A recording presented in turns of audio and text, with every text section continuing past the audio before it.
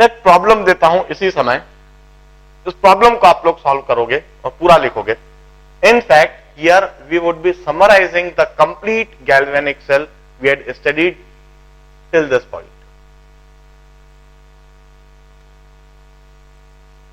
P is the element. It may oxidize like this. P कोई element है जो इस तरह से ऑक्सीडाइज होता है. N इलेक्ट्रॉन्स रिलीज करके P प्लस N देता है और इस रिएक्शन के पोटेंशियल को हम ऑक्सीडेशन पोटेंशियल ऑफ P कहेंगे,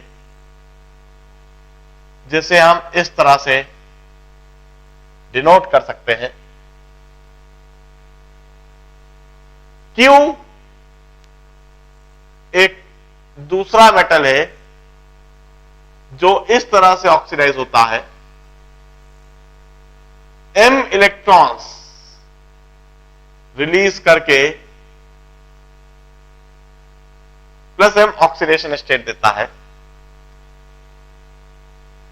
और इसे हम ऑक्सीडेशन पोटेंशियल ऑफ Q कहेंगे. It would be denoted in this manner. इस तरह से हम P और Q का ऑक्सीडेशन पोटेंशियल डिफाइन कर सकते हैं. यह दो रिएक्शन है जो हो सकती है, होती. अब इफ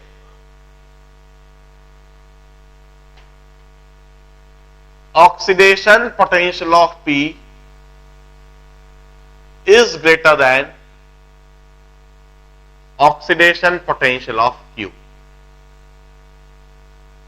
P का ऑक्सीडेशन पोटेंशियल यदि Q के ऑक्सीडेशन पोटेंशियल से ज्यादा है, यह कंडीशन दी हुई है. That first of all conceptualise galvanic cell using P and Q. सबसे पहला काम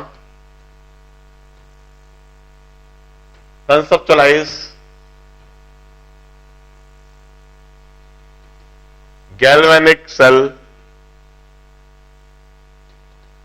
using P and Q.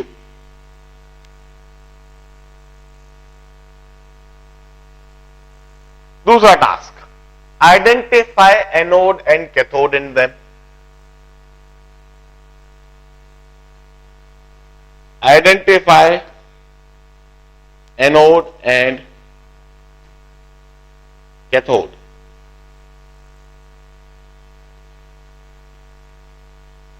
तीसरा काम जो करना है, write galvanic cell reaction. Anode half cell reaction लिखें, कैथोड हाफ सेल रिएक्शन लिखें और फिर फुल गैल्वेनिक सेल रिएक्शन लिखें. Write cell reaction.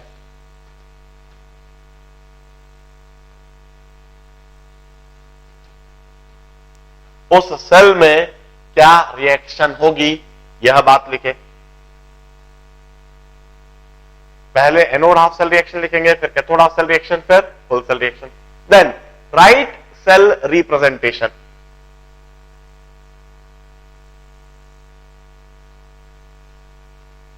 Right cell representation.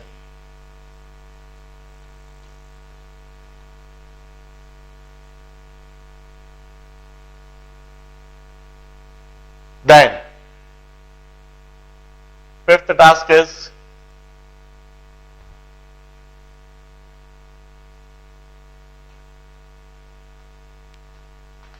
write E of cell and E naught of cell. E of cell means electromotive force of cell, galvanic cell at any random condition, और electromotive force of cell at standard condition, वहां लिखें. Then write Nernst equation.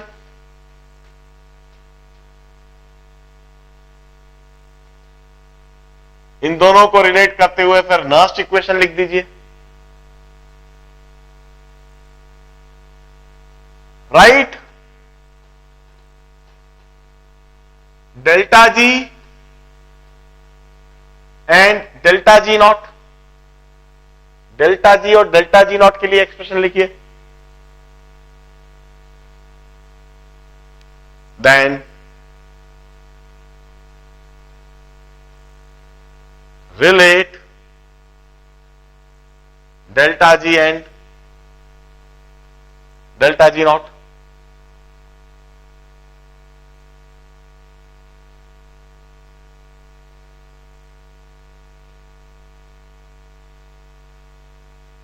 Write maximum work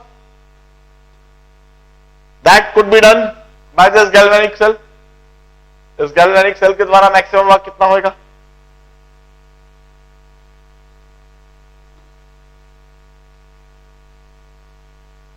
Conceptualize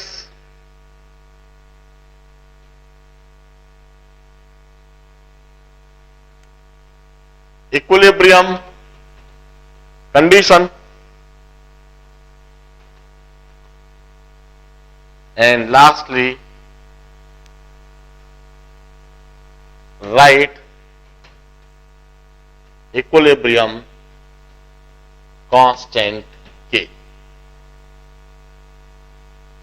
in short अभी तक जितनी भी बातें मैंने galvanic cell के बारे में, डैनियल सेल के बारे में बताई है, उन सारी बातों को, उन सारे कंसेप्ट को दोहराना है, रिपीट करना है। इस बार पहले आपको सोचना है। मैं आपको सफिशिएंट टाइम देता हूं, 4-5 मिनट के ब्रेक के साथ में इस प्रॉब्लम के लिए टाइम भी दे रहा हूं। लगभग 10-12 मिनट के बाद मैं डिस्कशन करने लगूंगा। आप पेजेस टर्न करके देखें, कहां कहां क्या क्या लिखा था वहां आप देखें और इस प्रॉब्लम को पूरा इसी समय सॉल्व करें। ठीक 10 मिनट के बाद में मैं इसको डिस्कस कराना चालू कर दूं, 10 या 12 मिनट, और ब्रेक और यह प्रॉब्लम एक साथ में चल रहा है। Now let's start discussing the problem. It's almost 10 to 15 minutes over.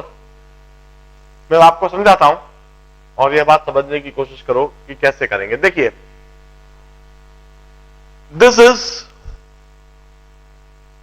A battery, यह दोनों ही बैटरी है, गैल्वेनिक सेल। और किसी भी बैटरी पर यह मेंशन होता है कि उसमें कौन सा मेटल इस्तेमाल हो रहा है। यदि वह वेल नोन बैटरी जैसे डैनियल सेल में कॉपर जिंक का इस्तेमाल हुआ, एक समय था जब मर्क्यूरी कैडमियम का काफी अधिक इस्तेमाल होता था, मर्क्यूरी कैडमियम के सेल बनते थे। But later on it was found कि वो पॉइजनस होता है और काफी अधिक नुकसान होता है, उसका डिस्पोजल बहुत मुश्किल होता है। तो इनफैक्ट अब तो जो इंटरनेशनल यूनियन है उनने मर्क्यूरी और कैडमियम के इस्तेमाल को बैन कर दिया है कि they should not be used in galvanic cells. तो अब स्पेसिफिकली गैल्वेनिक सेल्स में लिखते हैं no mercury, no cadmium, no lead. Lead भी हार्मफुल मेटल है। अलग अलग कंपनी, अलग अलग मैन्युफैक्चरर्स अलग अलग तरह के, कोई टिन और निकल के इस्तेमाल से कैडमियम सेल बनाते हैं।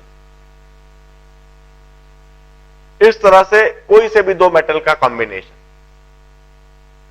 और कौन से सुटेबल मेटल है ये इस बात पर निर्भर करता है कि आपको कितना ईएमएफ चाहिए, कितना डिजायर्ड ईएमएफ आपको चाहिए, ये जो ई ऑफ सेल आपको चाहिए कितना है, उस हिसाब से भी मेटल का सिलेक्शन आप करते हैं। इधर मैंने कोई सा भी रैंडम मेटल पी दे दिया, कोई सा भी रैंडम मेटल क्यू दे दिया, और यह बता दिया कि पी और क्यू किस तरह से ऑक्सीडाइज होते हैं, ऑक्सीडाइज होते समय कितने इलेक्ट्रॉन रिलीज करते हैं। और फिर मैंने पूछा इस आधार पर गैल्वेनिक सेल कंसेप्चुअलाइज करो। गैल्वेनिक सेल कंसेप्चुअलाइज करना मतलब क्या? हम कहेंगे दो वेसल लिए जाने चाहिए,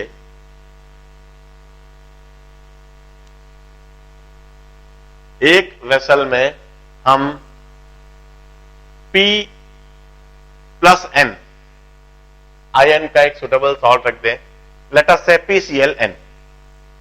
PClN is most suitable salt, और इसमें P मेटल की इलेक्ट्रोड डिप कर रहे हैं, यह P हाफ सेल बन गया, और इस जगह पर हम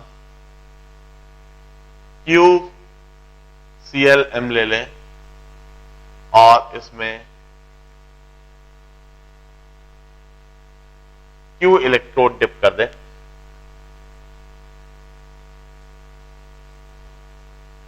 और इस सॉल्ट ब्रिज से कनेक्ट करेंगे।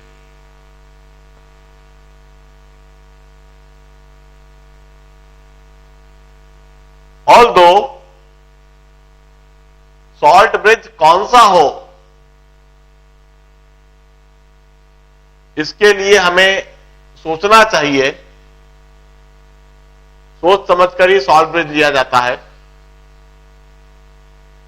मगर यदि सॉल्ट ब्रिज के बारे में कोई सॉल्ट आपको समझ में नहीं आता है, तो KCl सॉल्ट का इस्तेमाल सॉल्ट ब्रिज में फ्रीक्वेंटली करा जा सकता है, इजीली करा जा सकता है, क्योंकि KCl की इलेक्ट्रिकल कंडक्शन प्रॉपर्टीज जो है वह काफी बेहतरीन होती है। सॉल्ट ब्रिज यदि समझ में नहीं आता है तो KCl सॉल्ट रख दो उसमें, मगर हम इधर सॉल्ट ब्रिज में रखा जाने वाला सॉल्ट भी सोचने समझने की पूरी कोशिश करेंगे, और इसे हम इन दोनों इलेक्ट्रोड्स को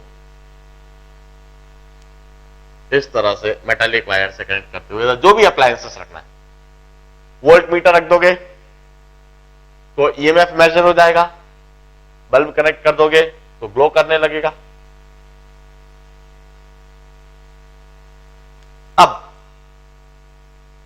अभी गैल्वेनिक सेल का कंसेप्चुलाइजेशन कंप्लीट नहीं हुआ है, अभी तो काफी अधूरा है यह। कंप्लीट करने के लिए आगे कुछ पॉइंट भी हम देखते हैं। P का ऑक्सीडेशन पोटेंशियल ज्यादा है और Q का ऑक्सीडेशन पोटेंशियल कम है, क्योंकि P का ऑक्सीडेशन पोटेंशियल ज्यादा है, इसलिए निश्चित ऑक्सीडाइज तो P ही होगा। Q का ऑक्सीडेशन पोटेंशियल कम है, इसलिए Q रिड्यूस होगा। इसका मतलब यह जो P इलेक्ट्रोड है यह एनोड का काम करेगी, और यह जो P का हाफ सेल है यह एनोड हाफ सेल होगा, और यह जो Q है यह कैथोड का काम करेगी,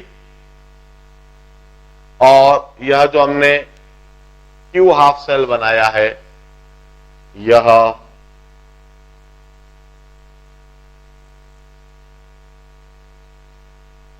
कैथोड हाफ सेल का काम करेगी।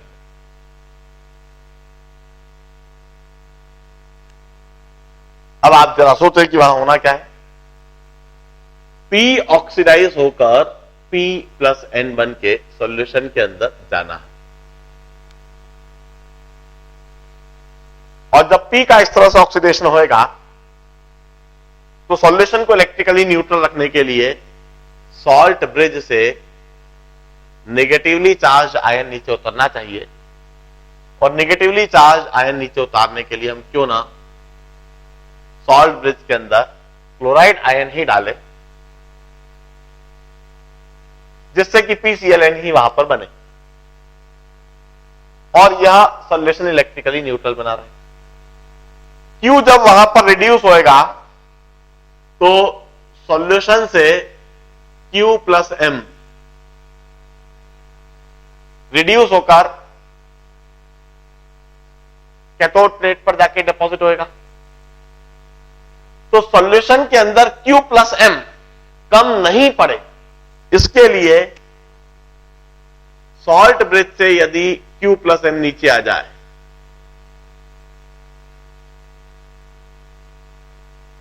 तो बहुत अच्छा रहेगा। हमें समझ में आ गया, सॉल्ट ब्रिज के अंदर Q प्लस M आयन होना चाहिए, क्लोराइड आयन होना चाहिए। द सॉल्ट ब्रिज के अंदर सॉल्ट हो QClM,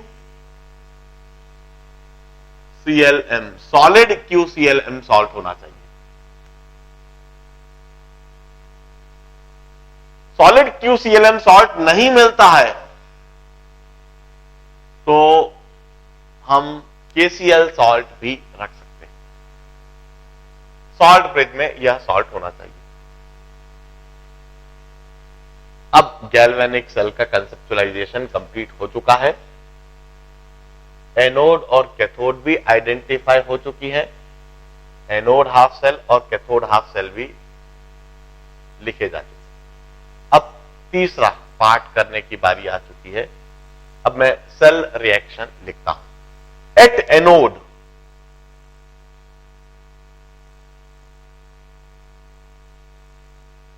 एनोड पर P ऑक्सीडाइज होगा और P इस तरह से ऑक्सीडाइज होगा।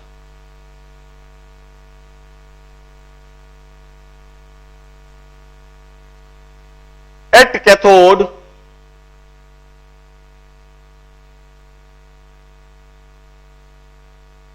Q रिड्यूस होएगा और Q इस तरह से रिड्यूस होएगा। P ऑक्सीडाइज होके N इलेक्ट्रॉन बाहर निकालेगा, Q रिड्यूस होके M इलेक्ट्रॉन एब्जॉर्ब करके इस तरह से रिड्यूस होएगा। एनोड और कैथोड हाफ सेल में यह रिएक्शन होनी है। अब फुल सेल रिएक्शन क्या होगी? ध्यान रहे, charge is neither created nor destroyed, it's always conserve. Electrons are neither created nor destroyed during any chemical reaction. किसी भी केमिकल रिएक्शन के दौरान इलेक्ट्रॉन ना तो क्रिएट होते हैं ना डिस्ट्रॉय होते हैं। They are simply transferred from one electrode to another electrode. इस रिएक्शन के दौरान इलेक्ट्रॉन क्रिएट नहीं हो सकते, डिस्ट्रॉय नहीं हो सकते, सिर्फ इलेक्ट्रॉन एनोड से कैथोड की तरफ आएंगे और जितने इलेक्ट्रॉन एनोड से चले उतने ही इलेक्ट्रॉन कैथोड पर पहुंचेंगे। बीच में इलेक्ट्रॉन कहीं इधर उधर भटक के कहीं और नहीं जाएंगे, बीच में कहीं और से इलेक्ट्रॉन नहीं आ जाएंगे। फुल सेल रिएक्शन जब हम लिखते हैं तो फुल सेल रिएक्शन में ना तो रिएक्टेंट साइड ना ही प्रोडक्ट साइड कभी भी इलेक्ट्रॉन नहीं दिखना चाहिए। यदि रिएक्टेंट या प्रोडक्ट साइड इलेक्ट्रॉन दिख रहे हैं तो उसको तो हाफ सेल रिएक्शन कहने लगते हैं। ये हाफ सेल रिएक्शन है, इसमें प्रोडक्ट में इलेक्ट्रॉन दिख रहा है, ये हाफ सेल रिएक्शन है, इसमें रिएक्टेंट साइड इलेक्ट्रॉन दिख रहा है। फुल सेल रिएक्शन में ना रिएक्टेंट साइड ना प्रोडक्ट साइड कभी कोई इलेक्ट्रॉन दिखना नहीं चाहिए। इलेक्ट्रॉन हमेशा कैंसिल होने चाहिए। कैसे इलेक्ट्रॉन कैंसिल होंगे? यदि मैं पहली रिएक्शन को M से मल्टीप्लाई कर दूं और यदि मैं दूसरी रिएक्शन को N से मल्टीप्लाई कर दूं और इन दोनों रिएक्शन को ऐड कर दूं,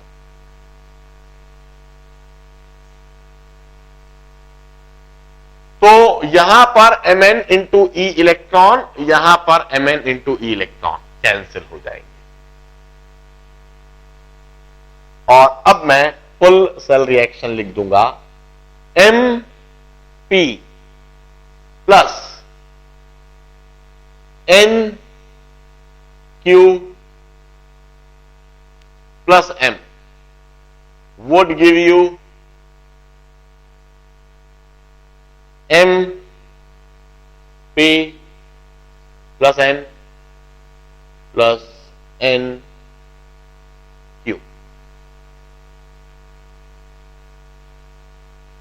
This is full galvanic cell reaction, yet it's written in ionic form. यह रिएक्शन अभी आयोनिक फॉर्म में लिखी हुई है। इस रिएक्शन को भी पूरी तरह से मॉलिक्यूलर फॉर्म में हम लिखना पसंद करेंगे। the galvanic cell reaction written in molecular form is MP plus N Q ClM, giving you MP ClN plus NQ. Now this is the full galvanic cell reaction written in molecular form.